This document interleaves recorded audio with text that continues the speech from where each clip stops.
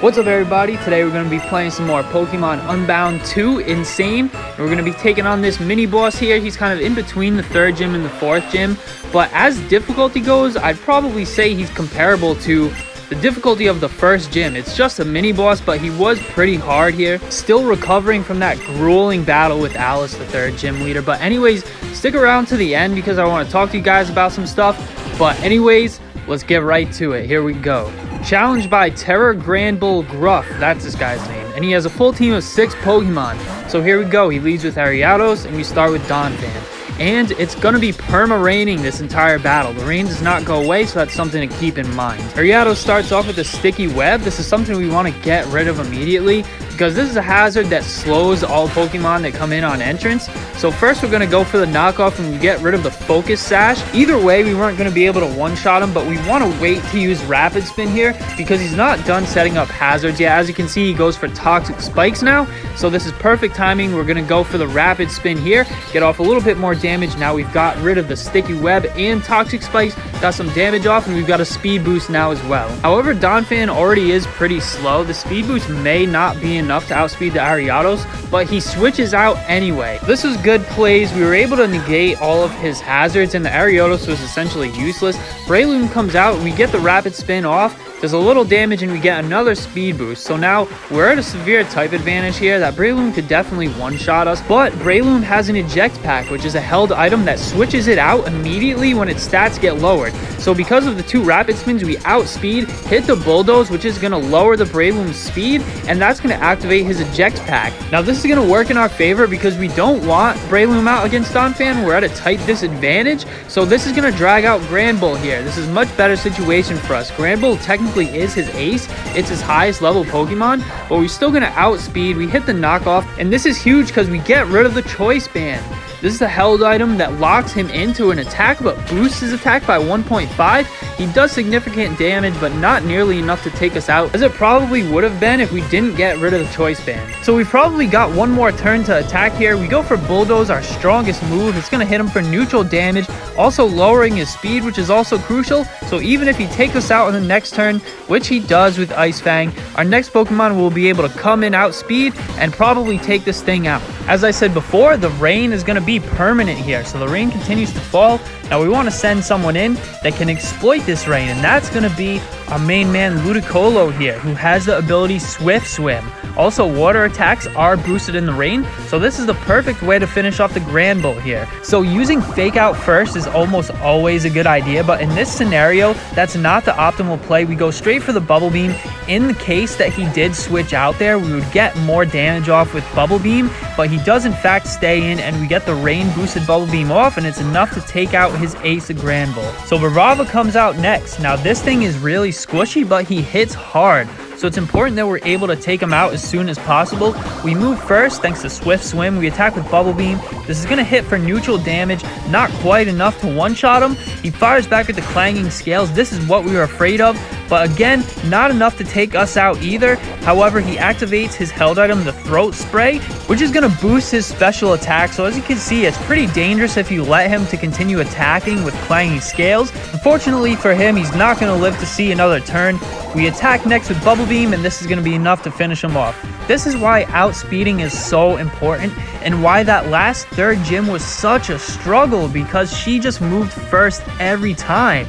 But the Swift Swim ability is so overpowered, it's so OP, so in Perma Rain, Ludicolo is such a good strat to use him. Now Breloom comes in, and this thing is really problematic. It knows Spore, which actually would not affect Ludicolo because he's a grass type, but we can also not deal damage to him either. But knowing that he's not going to go for a Spore against Ludicolo, we use this opportunity to switch in Snover. Even if he did go for a Spore, it wouldn't put him to sleep, but he goes for close combat instead. It doesn't matter either way, because the purpose of bringing in Snover, it's actually okay that he gets one-shotted. We just want to use Snover to temporarily get rid of the rain and bring up Hail instead. Now this Hail is not going to be permanent.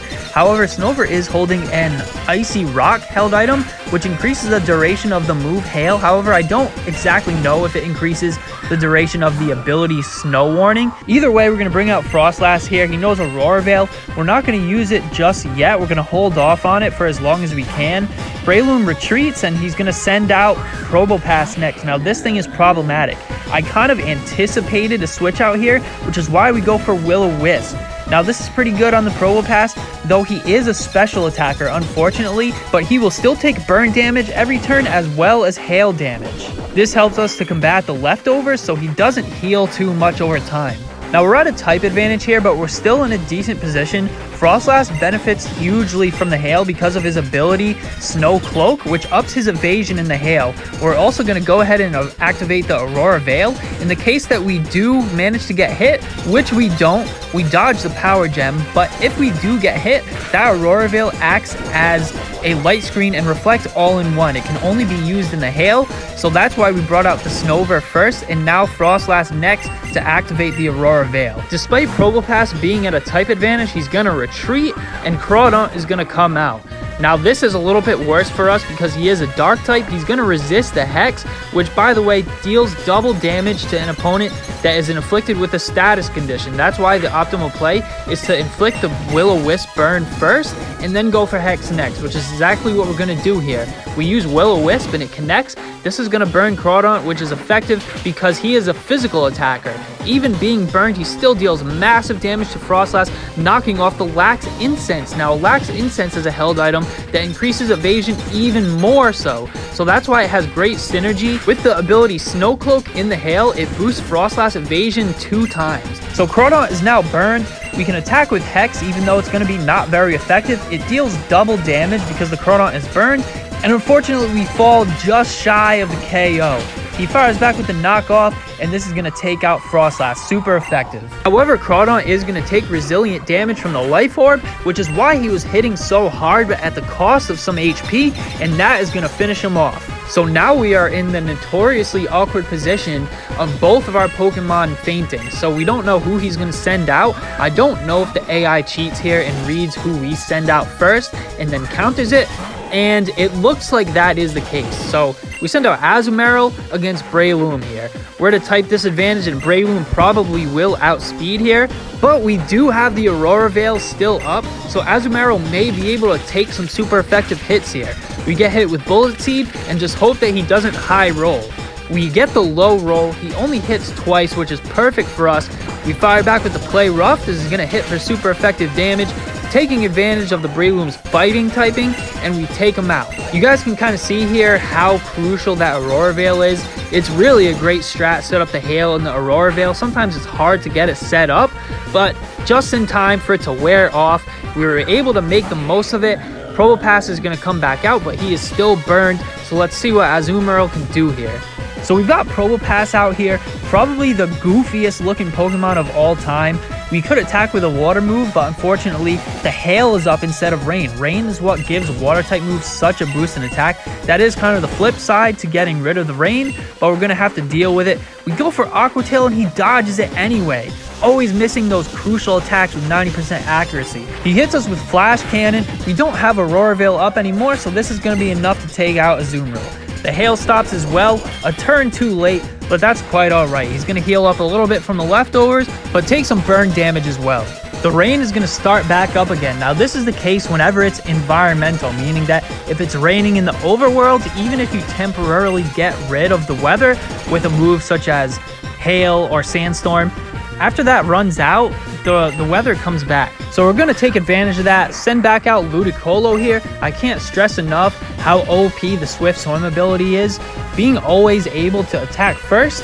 So we go for Fake Out, which is going to attack first anyway. Probably deals exactly 1 HP, but this is beneficial because it wastes a turn, and even though Leftovers heals him up, burn damage deals more damage than the Leftovers heals him for. So that's why attacking with Fake Out here is worth it. Now it's time to continue attacking. We're going to go for Bubble Beam here. This is going to be Stab and also Rain boosted and super effective. Not quite enough to take him out yet though, but one more turn should do the trick. He hits us with Power Gem. This is probably going to take us out, even though not being very effective. Ludicolo is going to go down, but here you will see exactly why that fake out on the first turn was worth it. You can see he survived with a slither of health, heals back up with leftovers, takes the burn damage, and it's just barely enough to take him out. See, if we didn't use fake out on that first turn, he would have survived that with a slither of health. So even if it doesn't seem like fake out is doing very much damage, a lot of times it's worth it to always use fake out on that first turn, compared to the beginning of the battle when we opted to not use it if you're predicting a switch out. So it's down to the wire here, it's down to the 1v1. Ariados gets us with Sucker Punch. He is intimidated, so it doesn't do very much damage.